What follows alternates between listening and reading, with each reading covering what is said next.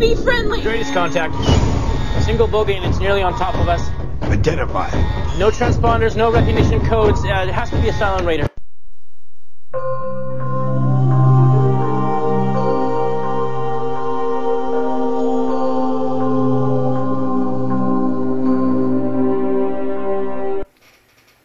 Okay, quick update here from the sloppy modeler. As you can see, we've got the semi-gloss coat put on top of the Viper, and I've got it mocked up with the lights here on the runway, and I've got the lights going for the engines, a light going for the strobe. Got the pilot in just temporarily. I've got the cockpit has been masked and painted, and semi-gloss paint on top of that. And inside, and I doubt if you can see this, but let's just take a quick look. There is another shot of the canopy with also the shot of the lighted cockpit. And hopefully you can see that. If not, that's something we'll have to rectify. In addition, the lights here on this end for the headlights, landing lights, if you will. And so, what we've got, looks like we lost one bank of the lights. This says they're temporary here. I don't know if we can get it back. Regardless. So, this is pretty well complete. Like I said, tomorrow we're going to work on finishing up the base with getting these glued down. I want to find a paper punch to punch these out so you get a little better look. And then once they're in, I'll tape them down or glue them down, and then also at the same time I will paint the red stripe and a white stripe down each side, and then finish up the wiring for the switches. I think I can get this done in a day. Just a couple of things. This will have to go on, which are the landing gear door covers, and we're going to do those in the open position, obviously due to the fact we've got this rolling in. Again, here's the power bank that we're going to be using. Kind of thrilled that it's power charged up. And I wanted to quickly show you the strobe circuit that's going to go into this particular model, and it'll go into the base, but it's so tiny and so well contained. But essentially what you've got, your LED strip, and then on this side you've got your input output, and then right in the middle, and I'm not sure you can see through the plastic, but I don't want to take it out due to static discharge, is the two pieces that you do to change the strobe mode. So that'll go in along with the strobe button here that we've got for a momentary switch to switch that back and forth. And what I'm doing is just letting these lights burn in overnight as we just let it run for a period of time.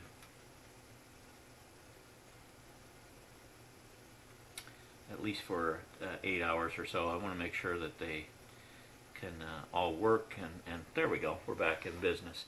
I want to make sure that they just all work and there's no blowouts or anything like that, so we're just going to burn those in and make sure that nothing gets overheated. And we will be back with you with probably a finale, or maybe once the paint is done here we'll do another quick update, and then the switches for a final update, and then the final reveal.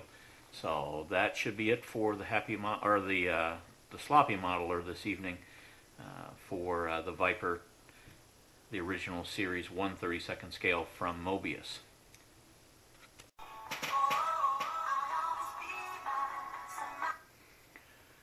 Okay then, a little bit of an update on the Viper here. And so what you're looking at, of course that's the way it always goes every time you move something that's tenuously wired together, is I went out and got a hole punch, and just a little 3mm hole punch, which matched the 3 millimeters on these lights that are in the sandpaper. I think that gives a much cleaner, neater presentation of the sandpaper, and as a result, I think now what I'm ready to do is to glue that sandpaper down, and once it's glued down, then probably do another coat of, or maybe I'll do it before I glue it down real quick. There's another coat of the burnt sienna at this stage. From there, what we'll do is we'll flip this over and start wiring in the switch. finding a space for this halo or external USB power block.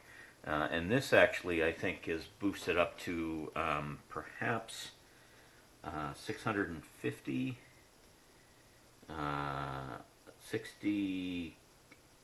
4,000 milliamps.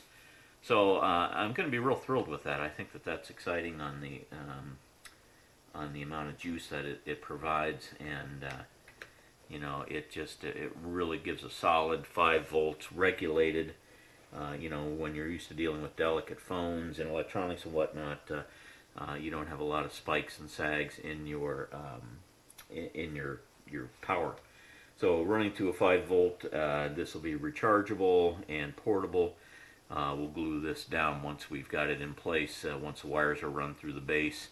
And then what we'll have is 3 switches. The first one will be power, which I think when I do that, the power, I'm just thinking out loud here, is the power is going to run the cockpit and the runway lights.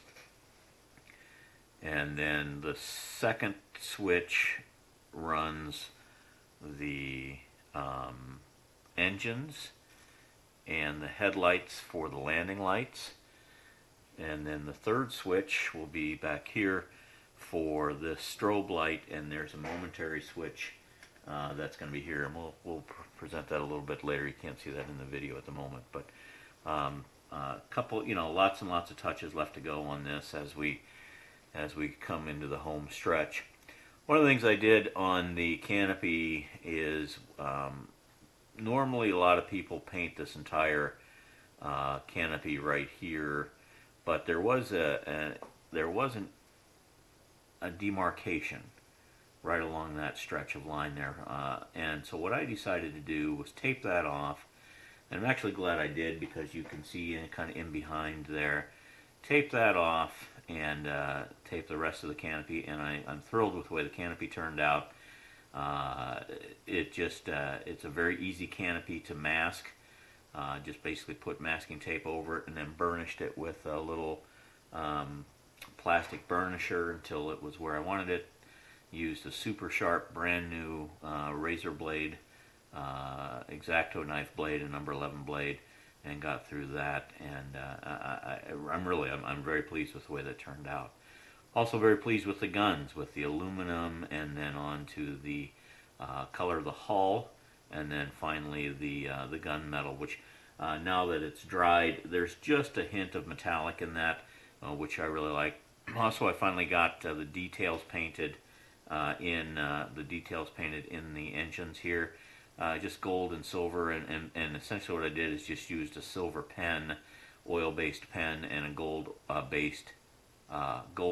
oil-based pen to just mark those in real quick, and that turned out really pretty nice. All the decals have had time to settle in over time and be sunk in with the microsol, and so those are as good as it's going to get. On the bottom of this, where the other stand normally goes, there's a slot, and so I did cheat, and I had some extra decal.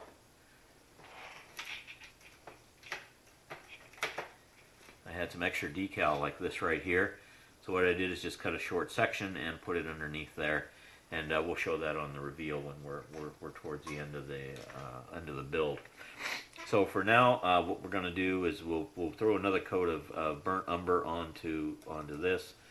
The base is done as far as any painting or any reconfiguration we're going to do there. And then once we get this glued down, then what I can do is go in and from the underside wire in the base and wire in the switch and the power block.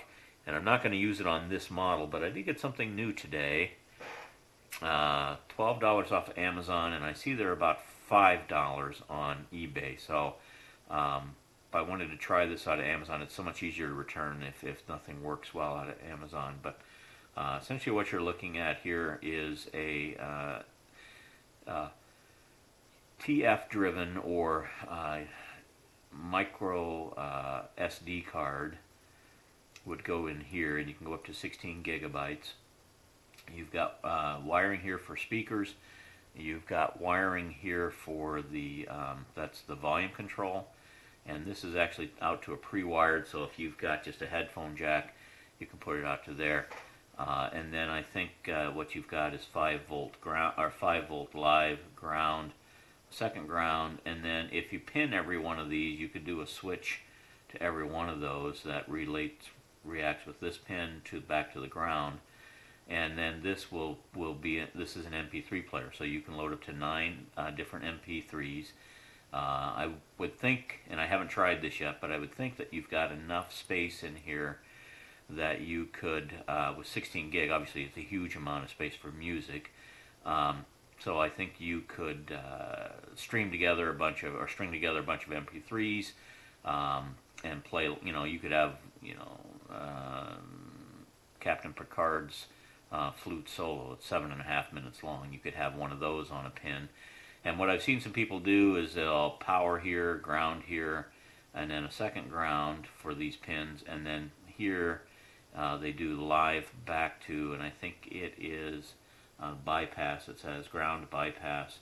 And I'm going to have to monkey around with this to figure out what that is. But basically what happens is you bypass that with another momentary switch, and then each of those momentary hits when you power it up, each one of those has a MP3 file that it plays, giving up to 9 different sites.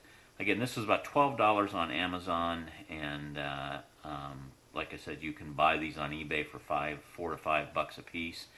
A card, I found a couple of 16 gig cards on Amazon, a 2-pack for $12. It makes them $6 a piece. So for $10, you could wire this out to a speaker, or you could take it out to another little speaker, something like this, that already has its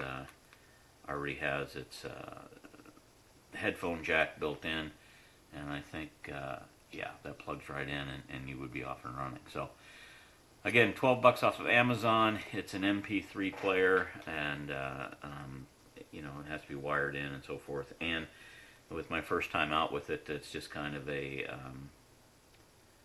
hey, it's got juice. I should charge that. So first time out with trying that particular sound chip.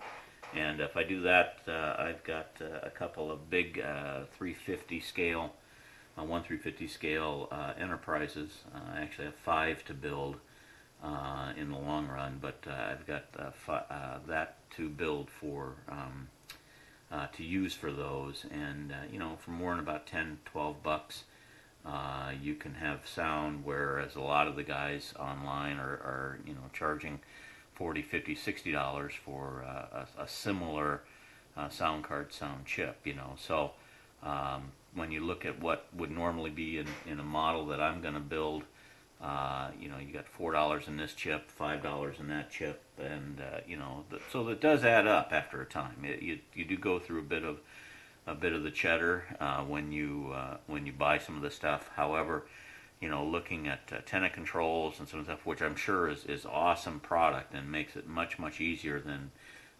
manually putting all these wires in and so forth by yourself. But you know, if I can do it for $10 or $15 worth of lights and wire, and more importantly, doing it with the challenge of, hey, can I do it? Can I make it happen? And did I make it happen? And I think that more than anything is what I get excited about, is saying, hey, can I rise to the challenge? I've never done this before. Can we make it happen? So with that, here's just a quick overview of the finalized finished painted model. Like I said, I've not weathered this yet, but essentially from the side, it really has turned out really nice in my opinion. I like the color. I like the finish with the semi-gloss finish that I put on there, and that was a Model Masters semi-gloss. I actually have to pick up some more of that. And I did pick up some Martha Stewart's Satin Craft, and I honestly, I love this paint. It's inexpensive. I think it's $1.29 for all of that paint right there. I get it at Michael's, and it flows, it works, it goes through my airbrush as well with a little bit of thinner. I do homemade thinner with a little bit of retarder, 60% water, 30% denatured alcohol, and this is porcelain doll is what this particular color is. So that's pretty close to flesh, and then here's actually flesh. You know, I'm not sure which one I want to use. This is going to give you a darker pink, but this is going to be, you know, not necessarily white, but it's definitely has a different shade to it that I think looks more like flesh than what this does. So that's next, so we'll get that painted up, and thrilled with a couple of pieces of progress I made, and we will check back with you when we've got some more progress. We're back with the 1/32 scale Viper Mark 1 from Moebius Models, and we're quickly coming to a fruition on this. Now it's just simply a matter of doing the weathering. I have decided to weather this. I've not done it yet. I have completed the base, the design I was looking for. Essentially, the wires will be fed down in here from the landing gear through those two holes, and then I've done 3 sets of white bulbs, one on each side, green, yellow, and red. Then painted this red stripe down the middle and the white stripe with a reflective pearlescent white to reflect the white stripes on a particular runway. Again, it's just my interpretation of what I like seeing in the base and so forth. From the side there, you see we've got a couple of toggles on this end, and we'll wire a couple toggles on the other end with the momentary switch. So the next step is, and actually I'm really thrilled with the way that turned out. For one thing, I don't know, you probably can't see it in the camera, but when this is on place, these white LEDs reflect off of the belly of the spaceship, not over dramatically, but it really highlights the ship and highlights the right amount of gloss and the color. It'll be interesting to see what happens when some of the weathering goes on. And you know, so that lighting effect I had not counted on, but as we go through now, the next step is to weather this piece. I do have the helmet painted, and I had a lot of debate whether to do that in yellow or gold, and after looking at all of the source material online, that's a gold helmet with black accents, so I'm just going to be adding the black to it in a bit, and then that is done. The pilot is, the body is done. So now it's a matter of putting it in and gluing it in the cockpit and finalizing the cockpit pilot. So you know, we're really at the finish line on this. Probably another few hours of work. Like I said, we'll get this weathered. I'm not going to do an extensive weathering and chip up the decals and things of that nature, but basically just some wash for the panel lines and a little bit of pastels.